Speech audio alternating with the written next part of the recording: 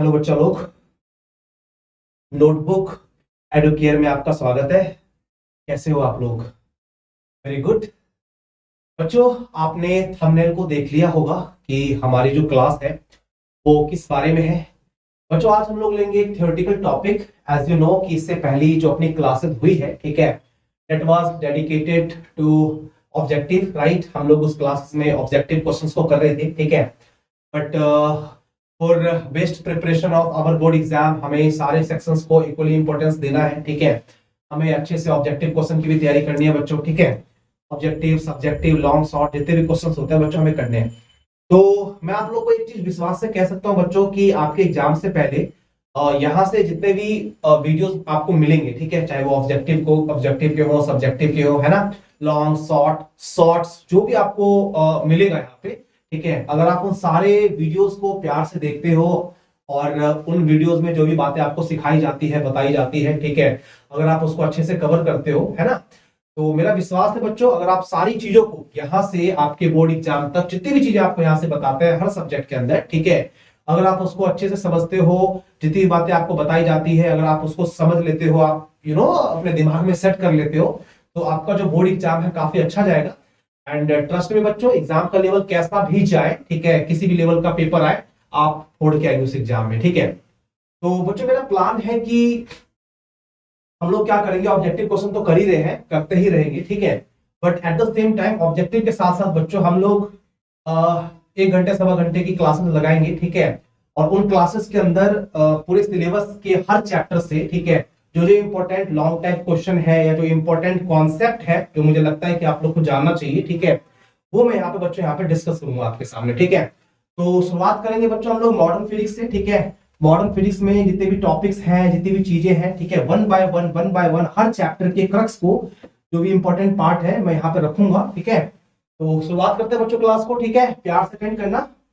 Okay, चलिए शुरू करते हैं बच्चों। आज की क्लास में ना मैं बताऊंगा आपको मॉडर्न फिजिक्स के लेसन एटॉमिक स्ट्रक्चर से, ठीक है।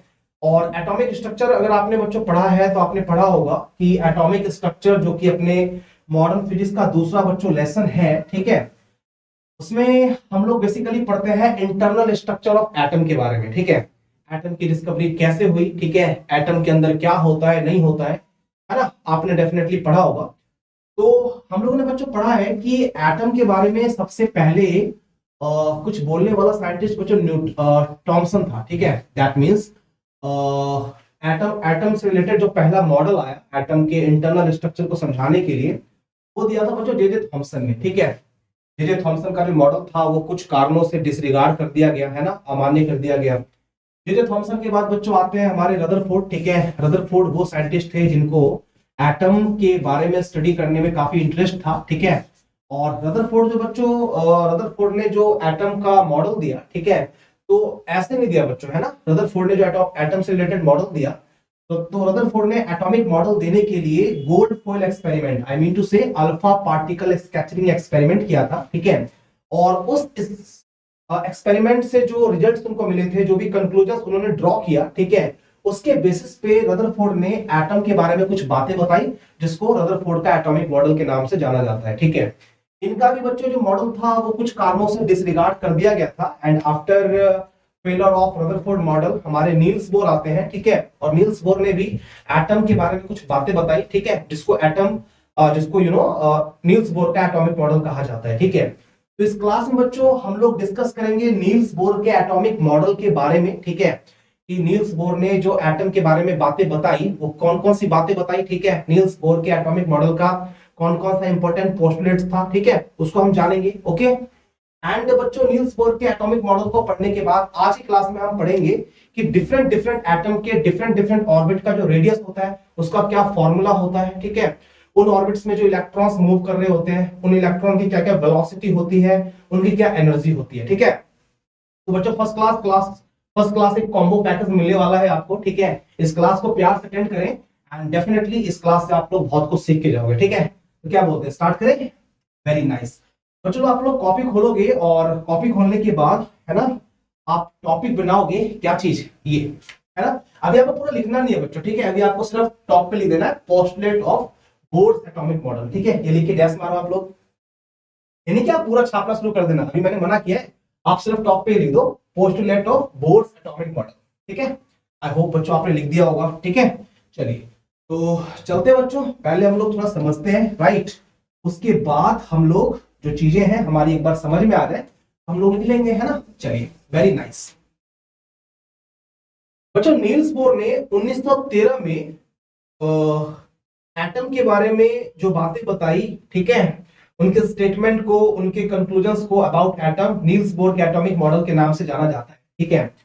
तो नील्स बोर के द्वारा जो बताई गई इंपॉर्टेंट बातें थी वो क्या क्या थी, उसको मैं यहाँ पे वन बाय वन डिस्कस करूंगा, ठीक है।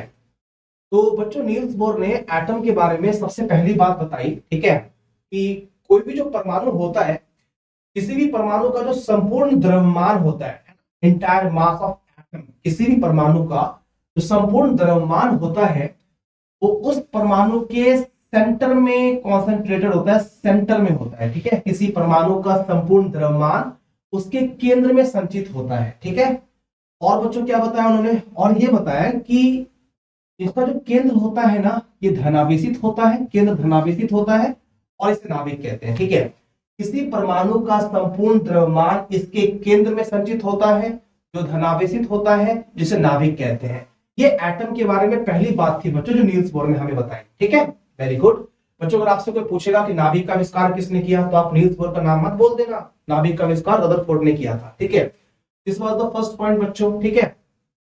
अगर हम नील्स बोर के एटॉमिक मॉडल के सेकंड पोस्टुलेट को जाने तो और क्या कहा बच्चों नील्स बोर ने, नील्स बोर ने कहा कि परमाणु में जो इलेक्ट्रॉन्स होते हैं ना, परमाणु में जो इलेक्ट्रॉन्स होते हैं वो नाभिक के चारों तरफ डिफरेंट डिफरेंट सर्कुलर ऑर्बिट में चक्कर लगाते हैं। जैसे बच्चों ये नाभिक है, ये फर्स्ट ऑर्बिट हो गया, ये सेकंड ऑर्बिट हो गया, ये थर्ड ऑर्बिट हो गया, है ना। इस तरीके से जो इलेक्ट्रॉन्स होते हैं वो नाभिक के चारों ओर डिफरेंट डिफरेंट सर्कुलर ऑर्बिट में चक्कर लगाते हैं, ठीक है। और बच्चों ये जो ऑर्बिट होती है ना, इन ऑर्बिट की एक सर्टेन एनर्जी होती है ना। Every orbit is associated with certain amount of energy. आप जितने भी ऑर्बिट देख रहे हो, जैसे ये एक ऑर्बिट है, इसकी अपनी एक निश्चित ऊर्जा है, ये एक ऑर्बिट है, इसकी अपनी एक निश्चित ऊर्जा है। तो जितने भी ऑर्बिट होते हैं ना, जितनी भी कक्षाएं होती है उसकी एक निश्चित ऊर्जा होती है, इसीलिए इन कक्षाओं को बच्चों हम ऊर्जा स्तर भी कहते हैं, एनर्जी लेवल भी कहते हैं, ठीक है। और इसको हम बच्चों डिजाइन कैसे करते हैं, जैसे पहला ऊर्जा स्तर हम बोलेंगे 1, दूसरा ऊर्जा स्तर हम बोलेंगे 2, तीसरा ऊर्जा स्तर हम बोलेंगे 3, या फिर आपने पढ़ा होगा किसी को हम लोग KLMN इस तरीके से भी डिजाइन करते हैं, है ना। जैसे बच्चों ये पहला है, ठीक है, ये पहला है, इसको क्या बोलेंगे, इसका नाम क्या है, K है, इसका नाम क्या है, L है, इसका नाम क्या है, M है। अगर हमें और आवश्यकता पड़ी तो जो अगला होगा उसका नाम क्या होगा, MN, KLMN, है ना, इस तरीके से, ठीक है। रिकॉल करना बच्चों, पहला क्या था, पहला था परमाणु का संपूर्ण द्रव्यमान इसके केंद्र में संचित होता है जो धनावेशित होता है, जिसे नाभिक कहते हैं, फर्स्ट पोस्टुलेट, वेरी गुड। दूसरा क्या था, और नाभिक के चारों ओर इलेक्ट्रॉन भिन्न भिन्न कक्षाओं में चक्कर लगाते हैं, ठीक है। और इन कक्षाओं की एक निश्चित ऊर्जा होती है जिस कारण से इन्हें ऊर्जा स्तर भी कहते हैं, और इस तरीके से डिजाइन किया जाता है ना। वेरी नाइस बच्चों। अगर हम बच्चों थर्ड पोस्टुलेट की ओर चले तो इसका तीसरा पोस्टुलेट है कि किसी भी ऑर्बिट में जो इलेक्ट्रॉन्स होते हैं ना, कितने इलेक्ट्रॉन होते हैं, 2, 4, 5, 8, है ना। नंबर ऑफ इलेक्ट्रॉन को अगर डिटरमाइन करना हो इन अ पर्टिकुलर ऑर्बिट तो नील्स बोर ने कहा था कि इन ऊर्जा स्तरों में इलेक्ट्रॉनों की संख्या का जो निर्धारण है वो 2n² फॉर्मूला से होता है, 2n² फॉर्मूला से होता है, ठीक है। जैसे मान लो कोई बोलेगा क्या कि पहली कक्षा में कितने इलेक्ट्रॉन्स होंगे, ऑफ कोर्स अगर पहली कक्षा बोल रहा है तो आप n बराबर 1 लोगे, तो फर्स्ट ऑर्बिट में जो नंबर ऑफ इलेक्ट्रॉन्स अगर आपको पूछ रहा हो, ठीक है, तो आप कहेंगे सर लगा देंगे 2n² फॉर्मूला, 2 n का मान 1, 1 का स्क्वायर क्या हो जाएगा 1, तो यहाँ पे क्या आ जाएगा 2 आ जाएगा, ठीक है, वेरी नाइस। अगर बोलेगा कोई दूसरी कक्षा में सेकंड ऑर्बिट में नंबर ऑफ इलेक्ट्रॉन्स क्या होंगे, आप कहेंगे सर दूसरी कक्षा में n का मान 2 ले लेंगे, यहाँ पे 2 और n का मान 2, तो यहाँ पे n² है ना, 2 का स्क्वायर 4, 4 दूनी 8, ठीक है। इसी प्रकार तीसरी चौथी अगर आपको पूछ रहा हो तो आप इस फॉर्मूला का इस्तेमाल करके उस पर्टिकुलर ऑर्बिट में इलेक्ट्रॉन की संख्या बता सकते हो, ठीक है, वेरी नाइस। मुझे रिकॉल करते चलना, आपको पता है जब भी मैं पढ़ा रहा होता हूँ तो मेरा जो पढ़ाने का स्टाइल होता है या मेरी जो आपसे एक्सपेक्टेशन होती है वो यही होती है कि आप मेरी क्लासेस को काफी ध्यान से अटेंड करो, ठीक है, आपको हवा में नहीं रहना, है ना। और क्लास के दौरान ये इंश्योर करो कि जितनी भी चीजें मैंने आपको बताई है वो आपको क्लास में ही याद हो जाए, तभी जाकर के मुझे लगेगा कि यार मैं आपको सही पढ़ा रहा हूँ, या हमारे क्लास का जो मीनिंग है वो सही जा रहा है, ठीक है। तो first point you have learn, right, दूसरा पॉइंट आपकी समझ में आ गया, तीसरा भी आप समझ गए, ठीक है। चलते हैं चौथे पोस्टुलेट की ओर बच्चों। तो जो नील्स बोर ने हमें ये बताया कि किसी भी एटम के किसी ऑर्बिट में जब इलेक्ट्रॉन चक्कर लगा रहा होता है ना, जैसे मान लो ये अपना ऑर्बिट, सॉरी ये अपना न्यूक्लियस है, ठीक है। तो न्यूक्लियस के चारों तरफ डिफरेंट डिफरेंट ऑर्बिट में जो इलेक्ट्रॉन चक्कर लगाते हैं, तो जब तक कोई इलेक्ट्रॉन अपनी कक्षा में चक्कर लगा रहा होता है ना, तब तक इलेक्ट्रॉन ना ही किसी प्रकार की एनर्जी को एब्जॉर्ब करता है, ना ही किसी प्रकार की एनर्जी को इमिट करता है बच्चों, ना ही ये ऊर्जा का अवशोषण करता है, ना ही ये ऊर्जा का उत्सर्जन करता है, as long as it revolves in its own orbit, जब तक ये अपनी कक्षा में चक्कर लगाते रहता है। This is the fourth important postulate of Niels Bohr atomic model, right? I hope बच्चों आपको समझ में आ रहा होगा, ठीक है। ये अपना चौथा पोस्टुलेट था, ठीक है। इसी प्रकार बच्चों हम लोग अगर पांचवें पोस्टुलेट की ओर चले तो अपना पांचवा पोस्टुलेट बोलता है, ठीक है, कि बच्चों आप ये ना सोचे कि नाभिक के चारों तरफ डिफरेंट डिफरेंट ऑर्बिट है ना, तो उन डिफरेंट डिफरेंट ऑर्बिट में, ठीक है, सारे ऑर्बिट्स में इलेक्ट्रॉन होंगे और सभी ऑर्बिट में इलेक्ट्रॉन चक्कर लगाएंगे। गलत बच्चों, सारे ऑर्बिट में इलेक्ट्रॉन नहीं होते। नील्स बोर ने कहा कि इलेक्ट्रॉन केवल उन्हीं कक्षाओं में चक्कर लगाता है, ठीक है, इलेक्ट्रॉन केवल उन्हीं कक्षाओं में चक्कर लगाता है जिस कक्षा का जो कोणीय संवेग है, बच्चों कोणीय संवेग को हम एल से इंडिकेट करते हैं, और आपने पढ़ा होगा कि एटम के अंदर कोणीय संवेग की वैल्यू एमवीआर होती है, एनईवी, ठीक है। नील्स बोर ने कहा था एटम में इलेक्ट्रॉन केवल उन्हीं कक्षाओं में चक्कर लगाता है जिसका कोणीय संवेग h बटे 2 पाई का पूर्ण गुणज होता है। h बटे 2 पाई का पूर्ण गुणज मतलब, जैसे बच्चों आपने पढ़ा था ना क्वांटाइजेशन प्रॉपर्टी ऑफ चार्ज, किसी वस्तु पे आवेश का मान मूल आवेश का पूर्ण गुणज होता है, ठीक है। बटे 2 पाई के पूर्ण गुणज का मतलब हो गया h बटे 2 पाई का 1 गुना, या फिर h बटे 2 पाई का 2 गुना, या फिर h बटे 2 पाई का 3 गुना। इस तरीके से आप अगर चलो तो आप बोल सकते हैं NH बटे 2 पाई, ठीक है। अगर एंगुलर मोमेंटम बच्चों इस तरीके से होता है, इस तरीके से होता है, जिस कक्षा का एंगुलर मोमेंटम इस तरीके से होगा ना, उसी कक्षा में बच्चों इलेक्ट्रॉन्स पाए जाएंगे या फिर मूव कर रहे होंगे। आई थिंक कुछ एवरेज बच्चों को ये बात समझ में आई नहीं होगी, चलो एक एग्जांपल से समझाते हैं आपको, ठीक है। देखो बच्चों, मान लो कि h बटे 2 पाई को हमने सॉल्व किया होगा, आपको पता है कि h प्लाइन कांस्टेंट है, पाई 22/7 है ना। अगर हम इसको पूरा सॉल्व करेंगे डेफिनेटली कुछ ना कुछ वैल्यू आएगी। समझाने के लिए आपको बोल देता हूं कि चलिए यार, ये जो h बटे 2 पाई है ना, इसको सॉल्व करने के बाद लेट्स से, है ना, 8 आया। समझाने के लिए बोल रहा हूं, रट्टा मत मान लेना कि इसका मान 8 होता है, ठीक है। हाँ जी, तो ये पहली कक्षा, ठीक है, ये दूसरी कक्षा, ये तीसरी कक्षा, है ना, ये चौथी कक्षा, इस तरीके से आप मान लो, ठीक है। अब जो इस कक्षा में इलेक्ट्रॉन होंगे कि नहीं होंगे, इसको हम कैसे डिटरमाइन कर सकते हैं, आपको मालूम होना चाहिए, ठीक है। नील्स बोर ने क्या कहा कि नाभिक के चारों ओर इलेक्ट्रॉन केवल उसी कक्षा में चक्कर लगा सकते हैं जिसका कोणीय संवेग h बटे 2 पाई का पूर्ण गुणज हो। तो आप क्या करना, इस कक्षा का, इस ऑर्बिट का एंगुलर मोमेंटम निकालना, ठीक है, यूजिंग फॉर्मूला mvr, ठीक है। बच्चों अगर आप इसका एंगुलर मोमेंटम निकालते हो ना, तो मान लीजिए इसका जो एंगुलर मोमेंटम है वो निकल के आया बच्चों 24, है ना, 24। तो मुझे बताओ क्या 24 h बटे 2 पाई का पूर्ण गुणज है? आप कह रहे हैं सर h बटे 2 पाई का मान 8 है, तो डेफिनेटली 8 जो है ना, 8 का पूर्ण गुणज है 24, 8 तिया 24, 8 तिया 24 है ना, 8 3 जा 24 पूर्ण गुणज है ना, पूर्ण गुणज है, इसका मतलब इस कक्षा में इलेक्ट्रॉन होंगे, ठीक है, वेरी गुड। जैसे बच्चों मैं बोलता हूं क्या इस कक्षा में इलेक्ट्रॉन होंगे क्या, तो सर इस कक्षा का कोणीय संवेग निकाल दीजिए। अगर कोणीय संवेग h बटे 2 पाई का पूर्ण गुणज आया तो इलेक्ट्रॉन उस कक्षा में होंगे, अदरवाइज नहीं होंगे, ठीक है। तो जब मैं निकालता हूं ना, तो मैं देखता हूं कि यार जैसे मैंने इसका कोणीय संवेग निकाला, तो मैंने देखा कि इसका कोणीय संवेग निकल के आ गया, यू नो, लेट्स से 40 निकल के आ गया। अब बताओ क्या 40 8 का पूर्ण गुणज है? बिल्कुल सर, 8 पंजे 40। अगर पूर्ण गुणज है तो इसका मतलब इस कक्षा में इलेक्ट्रॉन पाए जाएंगे। समझ में आ रहा है ना बच्चों? Very nice.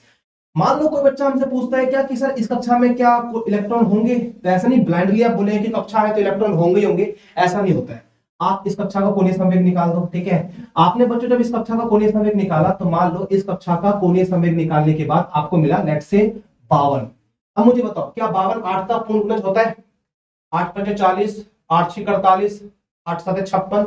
52 तो टेबल में नहीं आ रहा बच्चों, यानी कि 52 जो है ना 8 का पूर्ण गुणज नहीं है। अगर पूर्ण गुणज नहीं है, इसका मतलब बच्चों ये होगा कि इस कक्षा में इलेक्ट्रॉन नहीं पाए जाएंगे। आई होप बच्चों आपने अगर सुना है तो आपको डेफिनेटली समझ में आ गया होगा, ठीक है। तो this was the fifth important postulate of Niels Bohr atomic model, right. बच्चों अगर हम इसके नेक्स्ट पोस्टुलेट की ओर चले, ठीक है, जिनका नेक्स्ट पोस्टुलेट था नील्स बोर के एटॉमिक मॉडल का, कि मान लो कि मैं बोलता हूं यार ये न्यूक्लियस है, ठीक है, ये नाभिक है, this is the first orbit, ये हमारा सेकेंड ऑर्बिट है, ये अपना थर्ड ऑर्बिट है।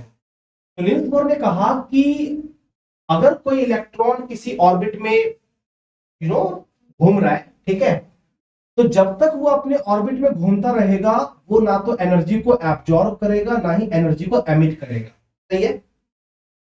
लेकिन बच्चों अगर इलेक्ट्रॉन जो है ना अपना ऑर्बिट छोड़ के किसी दूसरे ऑर्बिट में जंप करता है, तो जंप करने के दौरान या तो वो एनर्जी को एब्जॉर्ब कर रहा होगा, जब तक अपने ही ऑर्बिट में घूमेगा ना वो अवशोषित करेगा ना ही उत्सर्जित करेगा। लेकिन अगर कभी कुछ ऐसा हो गया कि मान लो वो दूसरे ऑर्बिट पे जंप करना चाहता है, तो क्या होगा बच्चों, अगर मैं ऐसे बोलता हूं कि ये इलेक्ट्रॉन अपना है ना, अगर इसकी एनर्जी आप बढ़ा देंगे, अगर ये कहीं बाहर से कोई एनर्जी को एब्जॉर्ब कर लेगा, अगर इसकी एनर्जी बढ़ जाएगी तो ये इलेक्ट्रॉन अपने लोअर एनर्जी लेवल को छोड़ करके हायर एनर्जी लेवल की ओर जंप करेगा, है ना, यानी इलेक्ट्रॉन जंप करना स्टार्ट कर देगा, ठीक है।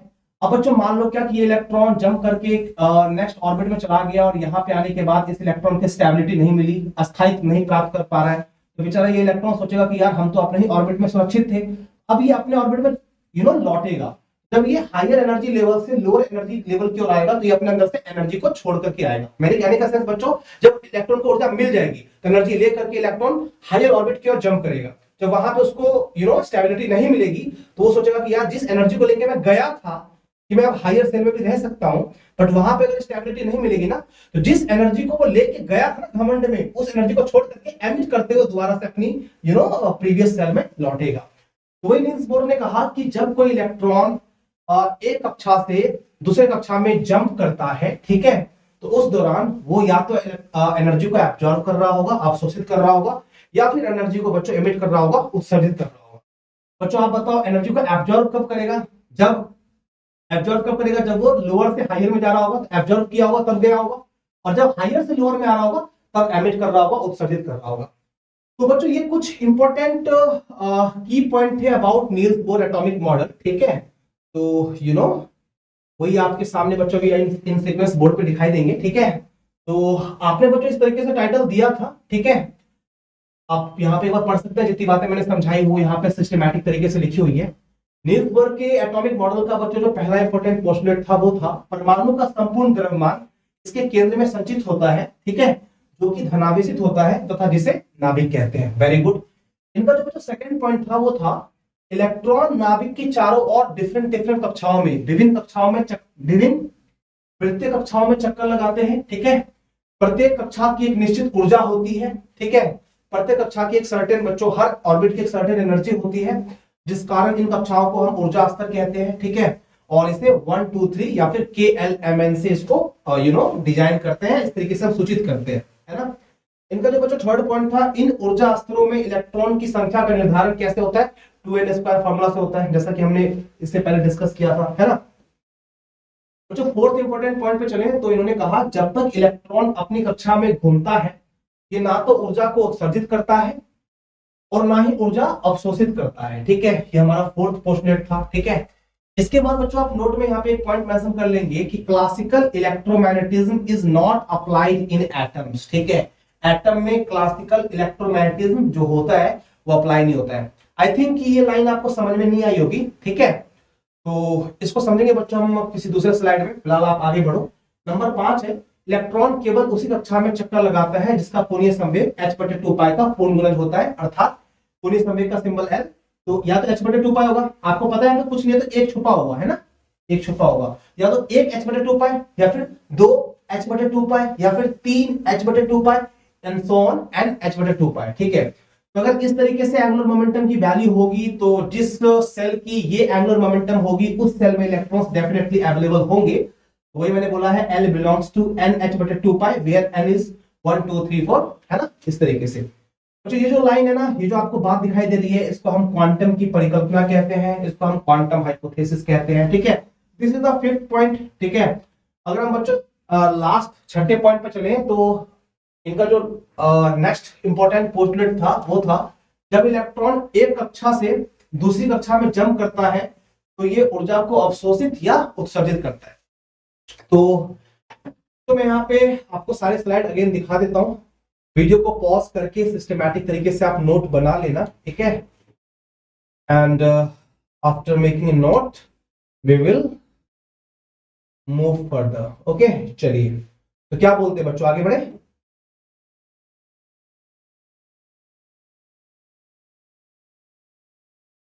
वेरी नाइस बच्चों, उम्मीद करते हैं आप लोगों ने नोट कर लिया होगा। अब बच्चों क्या करेंगे ना, अब हम लोग देखेंगे, ठीक है, कि डिफरेंट डिफरेंट जो एटम्स होते हैं, राइट, डिफरेंट डिफरेंट एलिमेंट के जो एटम होते हैं उनके डिफरेंट डिफरेंट ऑर्बिट के अगर हमसे रेडियस के बारे में पूछा जाए, ठीक है, अगर हमसे वेलोसिटी के बारे में पूछा जाए कि उस ऑर्बिट में जो इलेक्ट्रॉन्स हैं उनकी क्या वेलोसिटी होगी, अगर हमसे एनर्जी के बारे में पूछा जाए तो हम कैसे बता सकते हैं, ठीक है। तो काफी इंपॉर्टेंट बातें होंगी बच्चों, ठीक है, कॉपी पेन छोड़ देना और प्यार से हर बात को समझना कि मैं क्या बता रहा हूँ। डेफिनेटली अगर समझ में आ जाए तो मजा आ जाएगा बच्चों, और क्या है ना। चलिए, तो पोस्टलेट लिखने के बाद बच्चों जो हमारा नेक्स्ट सेगमेंट है वो क्या है, ठीक है, देखो, इक्वेशन, ठीक है, ऑफ आर, बच्चों आर का मतलब क्या होगा, रेडियस, ठीक है, वी एंड ई, ई का मतलब बच्चों energy, equation of R V and E, ठीक है, यहाँ पे कॉमन ही होगा बच्चों, देख लेना आप लोग, ठीक है। बच्चों हम बात करेंगे भिन्न भिन्न परमाणु के विभिन्न कक्षाओं की त्रिज्या के बारे में, उन कक्षाओं में जो इलेक्ट्रॉन्स हैं उन इलेक्ट्रॉन्स की वेलोसिटी के बारे में। डेफिनेटली अगर वेलोसिटी वगैरह है तो कुछ एनर्जी भी होगी, और डिफरेंट डिफरेंट ऑर्बिट में उपस्थित इलेक्ट्रॉन की एनर्जी के बारे में, ठीक है। शुरुआत करेंगे बच्चों हम लोग किससे, रेडियस से ऑफ कोर्स। तो हम लोग यहाँ पे लिख देंगे पहला, ठीक है, इक्वेशन, ठीक है, ऑफ क्या चीज बच्चों, इक्वेशन ऑफ रेडियस, त्रिज्या का समीकरण, ठीक है, त्रिज्या का समीकरण। बच्चों अगर आप नोट बना रहे हो तो इतना लिख करके आपको रुक जाना है, इसके बाद कुछ नहीं करना, प्यार से आपको समझना है, ठीक है। क्या बोलते हैं, स्टार्ट करें। वेरी नाइस, ठीक है, चलिए कंटिन्यू करते हैं बच्चों। बच्चों मान लीजिए, ठीक है, कि है ना, ये अपने पास एक एटम है, ठीक है, कोई परमाणु है जिसकी किसी कक्षा को हमने यहाँ पे दिखा रखा है ना। अब बच्चों आपको पता है कि परमाणु के कक्षा के बीचों बीच में जो चीज होती है उसे हम क्या बोलते हैं, उसे हम नाभिक बोलते हैं, है ना, नाभिक बोलते हैं। तो ये जो हमारा सेंट्रल पार्ट है इसको हम नाभिक कहते हैं, ठीक है। आप ये भी जानते होंगे कि नाभिक में जो प्रोटॉन होते हैं, नाभिक में उपस्थित प्रोटॉनों की संख्या को परमाणु संख्या बोलते हैं, जिसको हम लोग इंडिकेट करते हैं जेड से, ठीक है। जैसे मान लो इसके अंदर 11 प्रोटॉन है, ठीक है, मैं बोलूंगा इस एटम के लिए जेड बराबर कितना, 11। अगर मैं बोलूंगा इस एटम में 15, इस एटम के नाभिक में 15 प्रोटॉन है, इसका मतलब जेड बराबर कितना, जेड बराबर, ठीक है। तो आई थिंक बच्चों आप समझदार होंगे, तो आपको पता है कि किसी भी परमाणु के नाभिक में उपस्थित जो इलेक्ट्रॉनों की संख्या होती है उसे हम क्या कहते हैं, उसे हम परमाणु संख्या, किसी भी परमाणु के नाभिक में उपस्थित जो प्रोटॉनों की संख्या होती है उसे हम परमाणु संख्या बोलते हैं, ठीक है। Very nice. दूसरी बात बच्चों आप यहाँ पे समझेंगे कि आपने पढ़ा था क्या कि Q बराबर होता है Ni, ठीक है, Q बराबर Ni, जहां पे N मतलब नंबर ऑफ इलेक्ट्रॉन, ठीक है। और आपको ये भी पता है कि जितने इलेक्ट्रॉन्स होते हैं नाभिक में उतने प्रोटॉन्स भी होते हैं, ठीक है। अगर मैं बोल रहा हूँ कि Z बराबर 11 मतलब प्रोटॉन की संख्या 11, अगर प्रोटॉन की संख्या 11 है तो इलेक्ट्रॉन की संख्या भी 11, ठीक है। तो Q बराबर Ni होता है, N का मतलब नंबर ऑफ इलेक्ट्रॉन, आपको पता है number of electron number of proton के बराबर ही होता है, जिसको हम Z से सिंबलाइज करते हैं। तो क्या आप बोल सकते हैं Q बराबर Z? ऑफ कोर्स बोल सकते हैं बच्चों आप, ठीक है। तो यहाँ पे आप क्या करेंगे, यहाँ पे आप कुछ इस तरीके से करना, ठीक है, जैसे मैं बताऊं, एक सेकंड बच्चों, ठीक है, ट्राई टू अंडरस्टैंड थिंग। देखो मान लेते हैं कि क्या बता रहा था मैं, ये अपना एटम है, ठीक है, एटम है, ठीक है, और ये बच्चों एटम का नाभिक है जिसमें कितने चार्ज है, जिसमें आवेश है Ze, ठीक है, जिसमें चार्ज है Ze, ओके। अब बच्चों ये जो ऑर्बिट है ना, इस ऑर्बिट में मान लीजिए ये इलेक्ट्रॉन है, ठीक है, ये इलेक्ट्रॉन है, और ये जो ऑर्बिट है ना बच्चों, सपोज करते हैं इस ऑर्बिट का जो रेडियस है ना, इस ऑर्बिट का रेडियस है r, ठीक है, r। ये नाभिक है जिसमें कितने आवेश, जिसमें आवेश Ze है, ठीक है। ये कोई इलेक्ट्रॉन है जो इस ऑर्बिट में चक्कर लगा रहा होगा, जिस ऑर्बिट की त्रिज्या कितनी है बच्चों, r है, ठीक है। तो हम क्या क्या बता सकते हैं यहाँ पे, आप देखिएगा, आपको बच्चों पता है कि अगर यहाँ पे ये इलेक्ट्रॉन है तो ये एक चार्ज है, और ये इलेक्ट्रॉन जो नेगेटिव चार्ज है इस पे ये जो अपना पॉजिटिवली न्यूक्लियस है जिस पे Ze चार्ज है, इनके बीच में आपको पता है इनके बीच की दूरी r होगी, तो क्या इनके बीच में फोर्स लग रहा होगा। ऑफ कोर्स इनके पीछे फोर्स लग रहा होगा, तो आप यहाँ पे कैसे स्टार्ट करेंगे देखना, आप बोल देंगे ठीक है बाय कूलम्स लॉ, ठीक है बाय कूलम्स लॉ, ठीक है।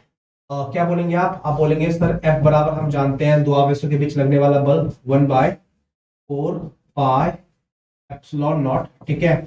Q1 Q2 बटे आर स्क्वायर, तो यहाँ पे Q1 की तरह आप ZE को ले लीजिए और Q2 की जगह पे आप E को ले लीजिए, ठीक है। तो ZE ठीक है इंटू E एंड अपॉन में क्या कर देंगे बच्चों, अपॉन में आप कर देंगे आर स्क्वायर, है ना, बीच की दूरी जो कि त्रिज्या के बराबर होगी और R, ठीक है। Very nice. सिमिलरली बच्चों आप यहां बोलेंगे ठीक है सेंट्रीपिटल फोर्स, सेंट्रीपिटल फोर्स अभिकेंद्रीय बल। बच्चों आपको पता है कोई भी चीज अगर किसी सर्कुलर पाथ पे गति कर रहा होता है तो किसी बॉडी को, किसी पार्टिकल को सर्कुलर पाथ पे चलाने के लिए सेंट्रीपिटल फोर्स की आवश्यकता होती है, ठीक है। तो यू नो दैट बच्चों, ये आपने क्लास 11 में पढ़ा होगा, अगर किसी को याद नहीं है तो समझ लेगा वो बच्चा, F बराबर mv² बटे आर, ये अभिकेंद्रीय बल का फॉर्मूला होता है, ठीक है। आपने क्या किया, आपने इन दोनों चार्ज के बीच लगने वाला फोर्स निकाला यूजिंग कूलम्ब्स लॉ, जो कि इतना आ गया, ठीक है। उसके बाद क्या किया आपने, आपने कहा कि अगर ये इलेक्ट्रॉन सर्कुलर पाथ पे, सर्कुलर ऑर्बिट में चल रहा है, डेफिनेटली इस पे सेंट्रीपिटल फोर्स लग रहा होगा, और वो सेंट्रीपिटल फोर्स का फॉर्मूला क्या होगा बच्चों, mv² बटे आर, है ना। वेरी गुड बच्चों, आप यहां समझना कि इलेक्ट्रॉन पे जो इलेक्ट्रिक फोर्स लग रहा होगा ना, इस इलेक्ट्रॉन पे जो ये इलेक्ट्रिक फोर्स लग रहा होगा, ये जो इलेक्ट्रिक फोर्स लग रहा होगा बाय न्यूक्लियस, यही इलेक्ट्रिक फोर्स जो हो है वो सेंट्रीपिटल फोर्स प्रोवाइड करेगा। आई मीन टू से, ये जो अपना कूलम्ब्स बल है ना, ये जो अपना इलेक्ट्रिक फोर्स है, यही इलेक्ट्रिक फोर्स जो है वो अभिकेंद्रीय बल बन जाएगा, जो चार्ज को, जो इलेक्ट्रॉन को ऑर्बिट में घुमाएगा। तो आप ये बोल सकते हैं यही वाला फोर्स ये बन जाएगा, इट मींस व्हाट, ये चीज इसके बराबर होगी। तो what you can say here, आप यहां पे बोल सकते हैं कि हियर ठीक है इलेक्ट्रिक फोर्स प्रोवाइड्स, ठीक है, इलेक्ट्रिक फोर्स जो हमारा विद्युत बल है ना, here electric force provides centripetal force, ठीक है, सेंट्रीपिटल फोर्स। तो आप यहाँ पे क्या बोल सकते हैं, आप ये बोल सकते हैं कि ये चीज इसके बराबर होगी, डेफिनेटली कितना, mv² बटे आर बराबर कौन सी बच्चों, आप इसको मल्टीप्लाई कर लो ZE इंटू ई, और एक से मल्टीप्लाई होने पे क्या होगा आपको पता ही है, ये हो जाएगा ZE², ठीक है, बटे क्या बोल देंगे 4 pi epsilon not into R², ठीक है। उम्मीद है बच्चों आपको समझ में आ रहा होगा, ठीक है। अब यहां से क्या करेंगे आप बच्चों, यहां से ना ये जो अपना R है, इस R को यहाँ पे आपको दिखाई दे रहा है, यहाँ पे R सिंगल है और यहाँ पे R² है, तो आप चाहें तो इस R को यहाँ पे कैंसिल कर सकते हैं, ठीक है। ये R से जो स्क्वायर है अपना कैंसिल हो जाएगा। Very good. तो क्या करेंगे बच्चों इसके बाद आप कर सकते हैं, ठीक है, देखेंगे क्या बच गया, यहाँ बच गया mv, ठीक है, mv², और बराबर में क्या, बराबर में आपको दिखाई दे रहा है ZE² अपॉन कितना 4 पाई एप्सिलॉन नॉट, ठीक है, mv² बराबर क्या ZE², क्योंकि देखो यहाँ पे R² था ना, R² में से तो स्क्वायर कट गया, केवल R ही रह जाएगा, ZE² बटे क्या 4 पाई एप्सिलॉन नॉट R। इसको मान लो बच्चों समीकरण नंबर फर्स्ट, ठीक है। नेक्स्ट बच्चों बाय क्वांटम, ठीक है, बाय क्वांटम हाइपोथेसिस। बच्चों क्वांटम की जो परिकल्पना है ना, इससे पहले आपने नील्स बोर के पोस्टुलेट में देखा था, क्वांटम की परिकल्पना हमसे कहती है कि angular momentum is equal to NH/2 pi, H/2 pi, ये जो बात है, ठीक है, इस बात को आप मान लो समीकरण। बच्चों आइटम हम दोबारा से बना लेंगे, फिलहाल इसको मैं यहां से मिटाता हूं, ठीक है। तो हाँ NH/2 पाई, इसको हम कहेंगे इक्वेशन नंबर 7, ठीक है। उम्मीद कर रहा हूं देखो यार थोड़ी सी थकान है, राइट, तो आप अपने एंड से थोड़ा एक्टिव रहना, राइट, और जितनी चीजें मैं बता रहा हूँ प्यार से आप लोग चीजों को समझना, और कोई बच्चों मन में बात है तो आपके लिए कमेंट बॉक्स खुला है, आप टाइप करो, ठीक है। ये हमारा इक्वेशन नंबर 1 हो गया and this is the equation number 2, ठीक है। बच्चों अगर हम नेक्स्ट इसको आगे कंटिन्यू करें तो मैं यहाँ पे बोलूंगा, है ना, क्या बोल सकता हूं मैं, देखिएगा आप लोग, नाउ इक्वेशन सेकंड का वर्ग करके, ठीक है, फर्स्ट से भाग देने पर। ठीक है, आपके सामने दो इक्वेशन थे, आप समझ पा रहे हैं दोनों इक्वेशंस कहाँ है। ठीक है, बच्चों इक्वेशन नंबर सेकंड, इसको स्क्वायर करना है। ठीक है, स्क्वायर करना, और स्क्वायर करने के साथ बच्चों आपको इससे डिवाइड करना है। ठीक है, तो कर दीजिए आप लोग, है ना। इक्वेशन सेकंड का वर्क करके फर्स्ट से डिवाइड करने पे, तो इसका वर्क आपको पता है, लेफ्ट को लेफ्ट में डिवाइड करेंगे, राइट को राइट में। इसको स्क्वायर करके इससे भाग, मतलब बट्टा में ये, तो इसको स्क्वायर करके इससे डिवाइड, ठीक है, बट्टा में ये। तो कैसे कर सकते हैं आप लोग, देखो, है ना। आप कह देंगे किस तरीके से बच्चों, राइट, हाँ जी, देखिए आप कहेंगे सर एम स्क्वायर, स्क्वायर करना था ना सेकंड वाले को, m square b square r square बट्टा, बट्टा में क्या बच्चों, अच्छा बट्टा में ये जो चीज है ना, इसका स्क्वायर नहीं करना। आप देखो यहाँ पे मैंने क्या बोल रखा है, मैंने कहा सेकंड का वर्क करने पे, मैंने ये नहीं कहा दोनों समीकरण का वर्क करके भाग देने पे, सेकंड का वर्क करके फर्स्ट से भाग देने पे। तो फर्स्ट वाला तो जैसे था वैसे ही आप बट्टा में लेके आओगे। तो फर्स्ट वाले के इधर क्या है, एम बी स्क्वायर, तो आप लिख दोगे यहाँ पे एम बी स्क्वायर बराबर। ठीक है, अब क्या करेंगे बच्चों, अब आप कर देंगे, ठीक है, ये जो चीज है इसका स्क्वायर, ठीक है, ये बटे ये, इसका स्क्वायर करके बट्टा में ये। ठीक है, तो you can say here n square, ठीक है, बटे एच स्क्वायर अपॉन, और 2 पाई ना, 2 का स्क्वायर 4 एंड पाई का स्क्वायर पाई, और आपको पता है होल अपॉन, होल अपॉन में क्या आने वाला है बच्चों, ये चीज जेड स्क्वायर बटे 4 पाई एप्सिलॉन नॉट आर। ठीक है, आप कह देंगे what is this, this is z E square upon 4 pi epsilon naught. ठीक है बच्चों, अगर कुछ काटता है तो प्यार से काटो, देखो कुछ कटता है क्या, डेफिनेटली यार कुछ चीजें यहाँ पे कैंसिल होंगी। तो आप कह देंगे सर यहाँ पे m से ये स्क्वायर कट गया, ठीक है, v स्क्वायर से v स्क्वायर कट गया, ठीक है, बच क्या गया सर, यहाँ से m स्क्वायर था ना, तो यहाँ से एक तो बच गया अपना बच्चों m, ठीक है, बट्टा वाली चीजें तो खत्म ही है, v स्क्वायर पूरा कट चुका है, और यहाँ पे बच जाएगा r। ठीक है, तो देख लो यार n स्क्वायर, ठीक है, एच स्क्वायर बटे 4 पाई स्क्वायर इंटू, इसको बच्चों घुमा सकते हैं हम लोग, 4 pi epsilon naught r upon z ई स्क्वायर। ठीक है, और कुछ बच्चों काट सकते हैं क्या, बिल्कुल सर, जो कटेगा काटो। आप कहेंगे सर 4 से 4 कैंसिल, ठीक है, पाई से स्क्वायर कैंसिल, ठीक है, और कुछ कट रहा है, मिला लो बच्चों, आर स्क्वायर है ना, आर से ये स्क्वायर कैंसिल, ठीक है, आई थिंक और कुछ नहीं कटेगा। एक बार बच्चों मिला लेना, देखो यहाँ पे क्या क्या बच गया, यहाँ से m बच गया, आर स्क्वायर से r निकल चुका है, तो एक r तो बचेगा ही बचेगा। ठीक है, और क्या रह गया बच्चों, और रह गया n स्क्वायर, ठीक है, h स्क्वायर, ये n स्क्वायर h स्क्वायर, यहाँ से 4 पाई कैंसिल हो चुका है, r कैंसिल हो चुका है, एप्सिलॉन नॉट, ठीक है, अपॉन 4 कट चुका है बच्चों, और पाई स्क्वायर था तो एक पाई कट चुका है, एक पाई यहाँ बचा हुआ है पाई, ठीक है, जेड ई स्क्वायर। उम्मीद है चीजें आपकी समझ में आ रही होगी। ठीक है, एम आर बराबर इतना, हमें तो बच्चों रेडियस चाहिए था ना, क्योंकि हम लोग रेडियस का इक्वेशन निकाल रहे हैं, इक्वेशन ऑफ रेडियस, तो हमें आर चाहिए, तो हम क्या बोलेंगे यहाँ पे आर बराबर, ठीक है, इस एम को आप बट्टा में कर दो, तो ये रह जाएगा एन स्क्वायर, ठीक है, एच स्क्वायर एप्सिलॉन नॉट का स्क्वायर अपॉन कितना, अपॉन एम पाई जेड ई स्क्वायर। ठीक है बच्चों, आप मिला लेना, कहीं पे कुछ गलतियां तो नहीं हुई है, सब कुछ ठीक है ना, ठीक है, चेक कर लेना एक बार। MBR NH बटे 2 पाई, right, everything is okay, and you can say Z square upon इतना 2 pi to 4 pi square Z square 4 pi epsilon naught. ठीक है, तो बच्चों सब कुछ सही लग रहा है, कहीं कोई दिक्कत नहीं है, कोई दिक्कत होगी तो चेक कर लेना आप लोग। ठीक है, हाँ जी, चलिए बच्चों, यहाँ पे आपको दिखाई दे रहा है r बराबर n square h square epsilon not बटे m जेड पाई जेड स्क्वायर। ठीक है, अब आप देखो कि इसमें कुछ चीजें ऐसी है जो फिक्स है बच्चों, है ना, जो कभी नहीं बदलेगी। जैसे आप देखो h is a Planck constant, fix है ना, एप्सिलॉन नॉट को आप विद्युतशीलता बोलते हो, जिसका मान होता है 8.85 गुणे 10 पावर -12। ठीक है, इलेक्ट्रॉन का द्रव्यमान फिक्स है बच्चों, पाई, पाई का मान आप जानते होंगे 3.14, जो कि बच्चों अपना फिक्स एक क्वांटिटी है। ठीक है, जेड का मतलब होता है एटॉमिक नंबर, जो कि फिक्स है, और ई का मतलब आप जानते हो, ई का मतलब है इलेक्ट्रॉन पे आवेश, which is a fix parameter, you know that, है ना। तो व्हाट वी कैन से बच्चों, क्या हम आगे बढ़े, ठीक है, ऑफ कोर्स हम आगे बढ़ सकते हैं। ठीक है, तो यहाँ पे क्या करेंगे बच्चों, आप देखना कि मैं क्या करूंगा ना, जो फिक्स क्वांटिटी है उसकी वैल्यूज को पुट करके थोड़ा सिंप्लीफाई कर लेता हूँ, और फिर देखता हूँ कि हमें क्या चीजें यहाँ पे प्राप्त होती है। तो हम यहाँ पे क्या कर सकते हैं बच्चों, हम कर सकते हैं, ठीक है, can we use this pen? No no no. चलो इससे इससे करते हैं हम लोग। तो आर बराबर, ठीक है, चेक कीजिएगा।